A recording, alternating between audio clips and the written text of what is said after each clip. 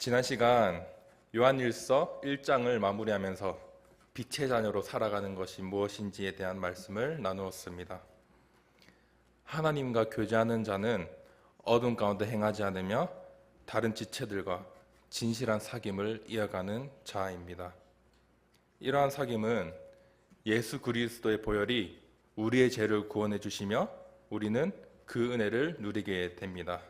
왜냐하면 우리는 빛 안에 거하는 빛의 자녀이며 그분의 섭리 아래 살아가는 주의 자녀이기 때문입니다. 그렇기 때문에 나의 죄를 하나님 앞에 자백하고 회개함으로써 용서를 받는 것입니다.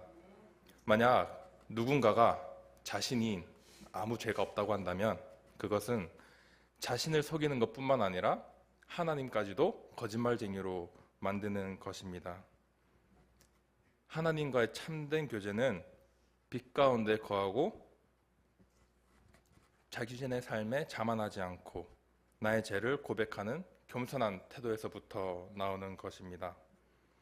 예수님은 빛이시며 우리도 빛의 자녀, 즉 주님의 자녀로 살아가야지만 그러기 위해 우리는 예수님의 보혈이 우리의 죄를 깨끗게 하심을 믿으며 주님 앞에 회개해야 합니다. 회개의 중요성과 우리가 왜 우리의 죄를 하나님 앞에 자백해야 하는지 지난 시간 말씀을 나누었습니다. 오늘 2장에 들어와서 다시 한번 요한은 이 편지를 보내는 이유에 대해 설명을 합니다. 1장에서는 이제 자신이 보고 듣고 만진 성육신 되신 예수 그리스도를 또한 생명 되시는 생명의 말씀 되시는 예수님을 증거하기 위해 편지를 썼다고 했지만 2장에서는 이제는 죄를 범하지 않게 하려고 이 편지를 쓴다고 요한은 말합니다. 그래서 지난번에 나누었던 말씀과 오늘 본문 2절까지는 하나님과 교제하는 자의 자세와 예수님을 증거하기 위한 말씀이 함께 포함되어 있습니다. 우선 2장 1절 전반전만 보시면 나의 자녀들아 내가 이것을 너에게 쓰면 너희로 죄를 범하지 않게 하려 함이라. 아멘. 앞에 보시면 1장에서는 요한은 너희에게 전한다 라고 하는데 2장에 들어와서는 나의 자녀들아 라고 시작을 합니다. 여기서 자녀들아 라고 번역된 헬라어 단어는 테크니아라고 번역된 단어인데 일반적으로 어린아이를 뜻하는 테크논이라는 단어에서 나온 단어입니다. 그래서 테크논처럼 그냥 어린아이를 뜻하는 것이 아니라 그것보다 더 작고 친근한 표현으로 마치 얘야, 작은 아이야 이렇게 사랑스럽고 애정어린 말투로 하는 말입니다. 근데 어린아이를 뜻하는 테크논과 달리 이 테크니아는 모두 8번 쓰였는데 8번 다 요한이 쓴 단어입니다. 요한복음에서 1번, 요한서신에서 7번. 그래서 요한은 테크니온이라는 단어를 사용함으로써 일반적인 사랑보다 더 큰 사랑과 관심을 표현했다라고 볼 수 있습니다. 특히 나의 자녀들이라고 함으로써 개인적인 친밀감과 그들을 향한 사랑을 나타내고 있습니다. 그래서 이 편지는 자신의 영적인 자녀들, 요한이 굉장히 아끼고 사랑하는 공동체를 향하고 있는 것입니다. 이제껏 요한은 1장에서는 회개, 죄의 문제에 대한 해결책을 제시했다면 지금은 죄에 대한 예방책을 말하고 있습니다. 이러한 권면을 하는 것은 결국 요한은 그리스도의 공동체를 지키고 요한이 사랑하는 그들을 사랑하는 마음을 담아 그들에게 서신을 보낸 것입니다. 그러기에 요한은 자신이 사랑하는 사람들이 죄에 빠지지 않게 하려 하고 다시 한번 그들에게 예수 그리스도를 증거합니다. 우리 1절 하반절 보시면 만일 누가 죄를 범하여도 아버지 앞에서 우리에게 대언자가 있으니 곧 의로우신 예수 그리스도시라. 아멘.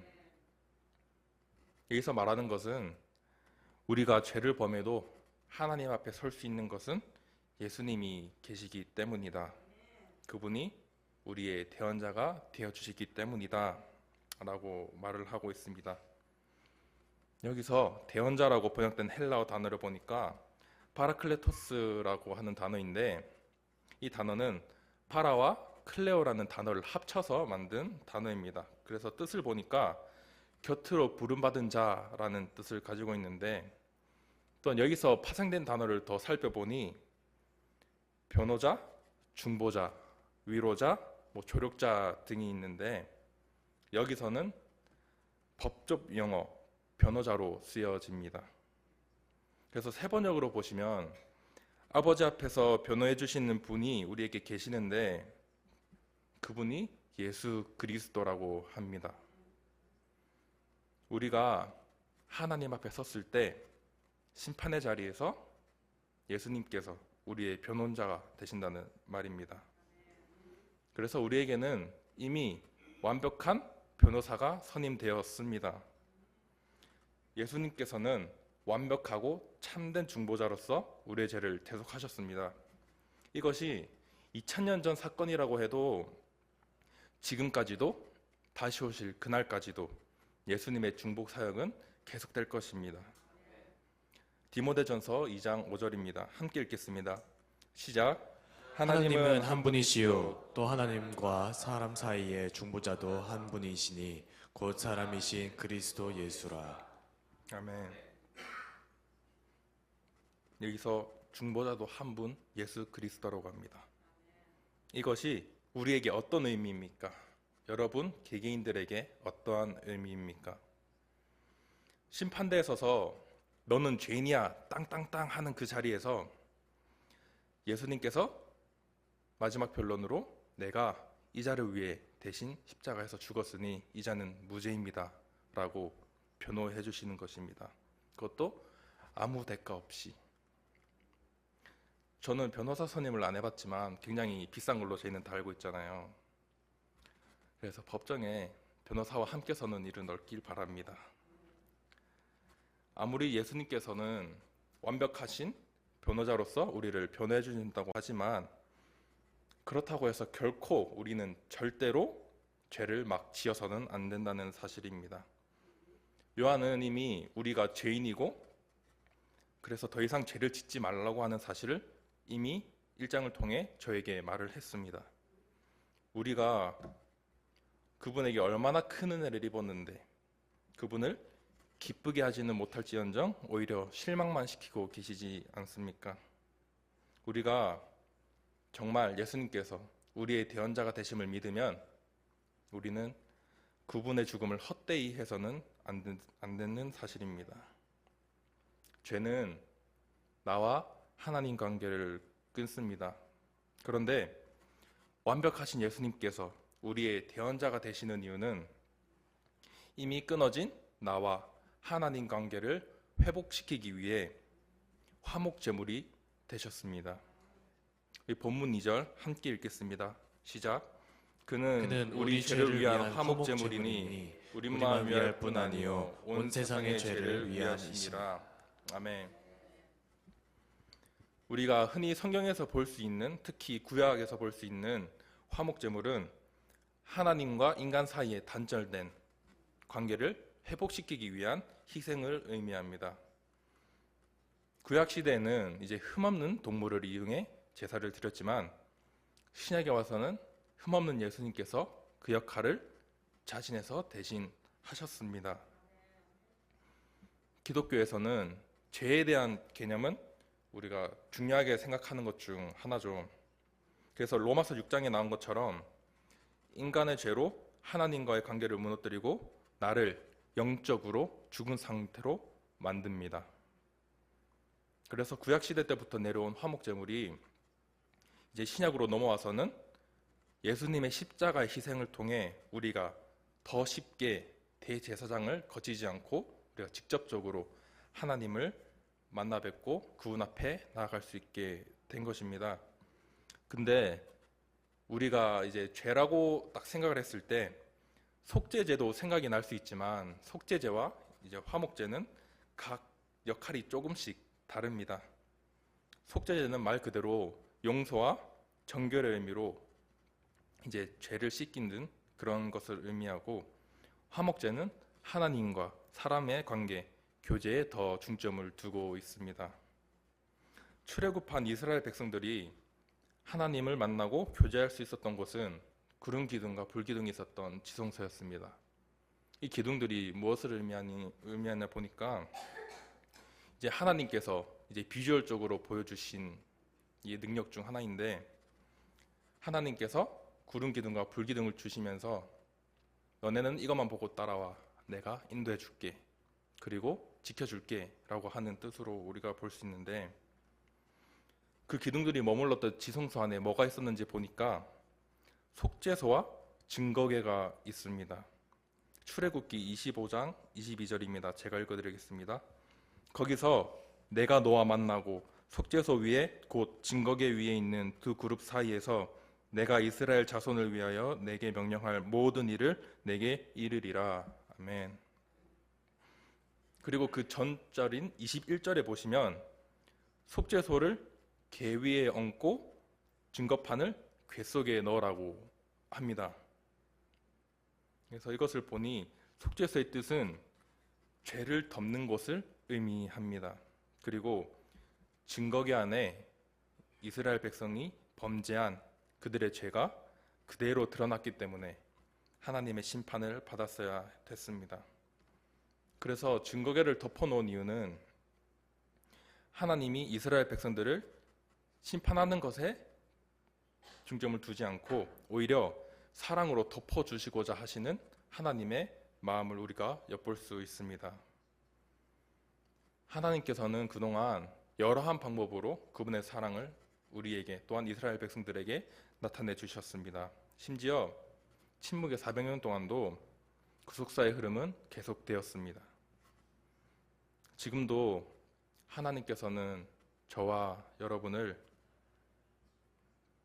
그분의 사랑을 우리에게 보여주고 계시는데 우리가 그 사랑을 거부하고 있지는 않은가 다시 한번 돌아보길 바랍니다. 다시 돌아와서 하나님의 사랑은, 그분의 사랑의 끝판왕을 보니까 우리가 잘 아는 예수 그리스도시잖아요. 그분을 이제 우리에게 보내주심으로써 예수님께서 화목제물이 되셔서 우리를 살리셨다라는 것입니다. 죄로 인해 마땅히 죽어야 할 우리를 예수님께서 당신의 피로 제물이 되셔서, 그분이 동물을 대신해 화목제물이 되셔서 우리의 죄를 다 사하시고 죽음에서 구하시고 다시 한번 하나님과의 관계를 이어나갈 수 있게 만들어 주신 것입니다. 마치 이스라엘 죄가 속죄소 뚜껑으로 증거궤를 덮은 것처럼 우리의 죄도 화목제물 대신 예수님의 피로 우리의 죄가 덮어지게 된 것입니다. 이것은 그냥 우리의 죄를 덮은 그런 사건이 아니라 하나님의 진노까지 풀어주신 그런 위대한 사건입니다. 분명 성경에서는 하나님께서는 죄를 지으면 진노하신다고 여러 번 말씀하셨습니다. 대표적으로 시편 7편 11절입니다. 하나님은 의로우신 재판장이시며 매일 분노하시는 하나님이시로다. 아멘. 계속해서 로마서 3장 25절입니다. 이 예수를 하나님이 그의 피로써 믿음으로 말미암는 화목제물로 세우셨으니 이는 하나님께서 길이 참으시는 중에 전에 지은 죄를 관과하심으로 자기의 의로우심을 나타내려 하심이니. 아멘. 우리에게 의로움이라는 전혀 없습니다. 하지만 의로우신 하나님께서 오직 화목제물 대신 예수님을 통해 진노를 푸시고 죄를 용서하시고 관계를 회복하신다고 말하고 있습니다. 근데 여기서 무서운 것은 25절 중간에 보시면 길이 참으시는 중에 라고 하는 표현이 있는데, 하나님께서는 이전부터 화를 참고 계셨습니다. 로마서 2장 5절에 보시면 다만 내 고집과 회개하지 아니한 마음을 따라 진노의 날 곧 하나님의 의로우신 심판이 나타나는 그날에 임할 진노를 내게 쌓는도다 라고 하시는데, 하나님께서 이미 죄에 대한 진노를 이렇게 게이지를 이렇게 채우고 계셨던 것입니다. 하지만 이미 참고 계시는 와중에 하나님의 의로우심을 나타내시고자 그 전에 지은 죄들을 다 해결하신다고 하십니다. 누구를 통해서? 예수 그리스도를 통해서. 이 말은 즉 우리에게 새 생명을 허락하시고 다시 한번 하나님 앞에 나아갈 수 있는 기회를 허락하신다는 말입니다. 근데 중요한 것은 이 구원이 저와 여러분에게만 해당되는 것이 아니라 온 세상 사람들에게 다 적용이 된다는 사실입니다. 하나님께서는 모든 사람들에게 동일한 기회를 주셨어요.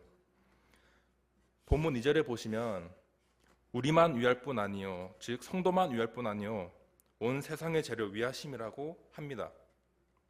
물론 믿는 자들이 구원의 기쁨을 누리는 것은 사실이지만 이것을 우리만 누려서는 안 된다는 사실입니다.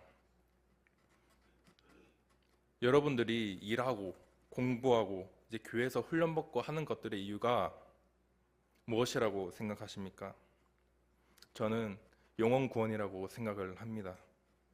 우리가 영혼 구원이라고 하면 예수님을 모르는 자들 혹은 복음을 모르는 자들을 향해 생각을 할 수도 있는데 저는 그런 사람들도 맞지만 예수님을 믿었지만 떠났던 자들, 예수님을 등지고 있는 자들, 믿음이 연약한 자들도 우리가 영혼 구원해야 될 사람들 중 한 명이라고 저는 생각을 합니다. 그래서 우리가 작은 예수로 살아간다면 예수님이 우리를 위해 화목제물이 되신 것처럼 우리도 다른 영혼 구원을 위해 그들을 하나님 앞에 데려가는 것이 우리의 목표가 되기를 소망합니다. 여러분, 하나님은 빛이십니다. 우리에게 구원을 선물을 주셨으며 영원하고 참된 생명의 빛을 선물로 주셨습니다. 즉 우리를 바른 길로 인도하시는 빛이십니다. 우리가 정말 빛의 자녀로 살아간다면, 우리가 그 빛 안에 거한다고 고백을 한다면 우리가 바른 길로 살아가야 하는 것은 당연한 것입니다. 우리는 늘 죄의 유혹 속에서 살아가는데 특히 세대가 지나면서 우리를 공격하고 유혹하는 것들은 점점 강해지고 점점 많아지는데 우리가 정말 하나님 그 빛 안에 거한다고 고백한다면 그런 유혹들을 이겨내고 뿌리치려는데 몸부림을 치셔야 하는 것입니다. 그래서 사도 바울은 이렇게 말합니다. 로마서 6장 1절 2절 세 번역으로 함께 보겠습니다. 시작.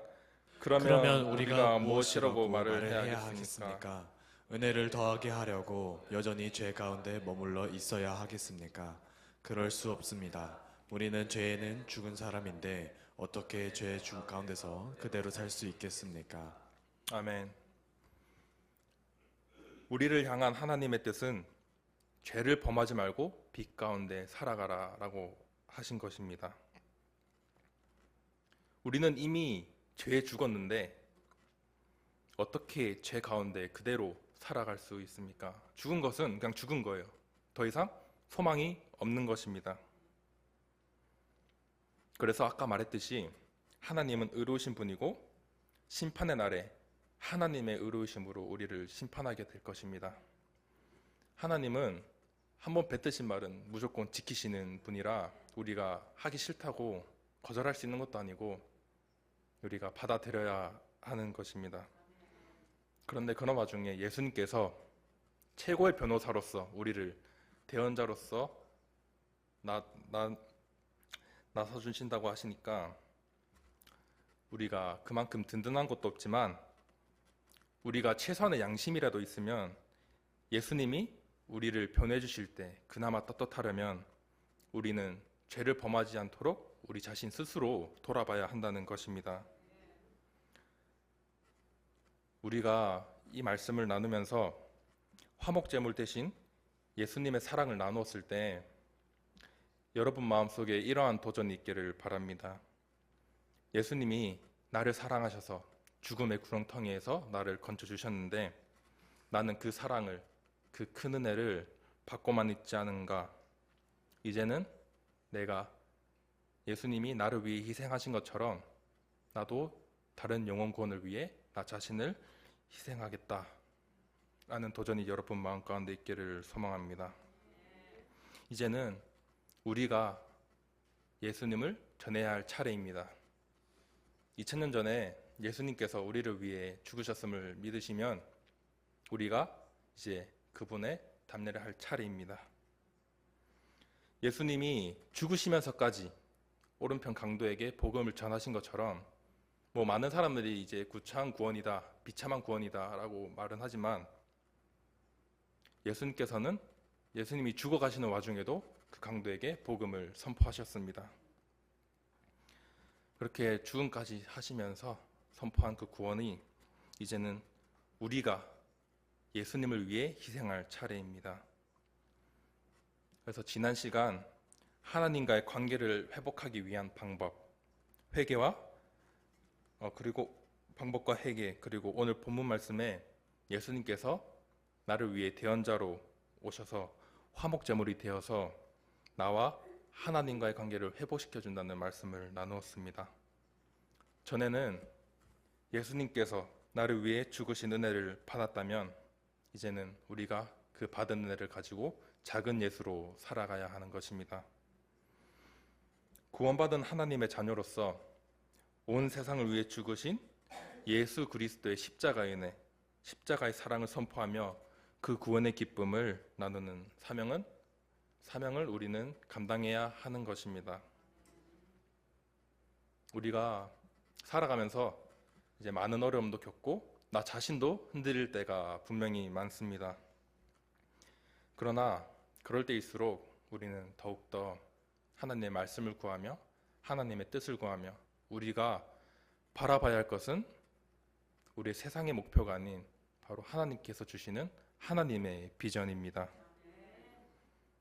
이제 우리가 예수님의 십자가 희생을 기억하며 하나님과의 교제를 회복하고 구원의 소망을 품고 세상을 향해 나아갈 때 하나님의 믿음을 구하고 그 사랑을 온 세상 사람들과 나눌 수 있는 저와 여러분 되기를 주님의 이름으로 축원합니다.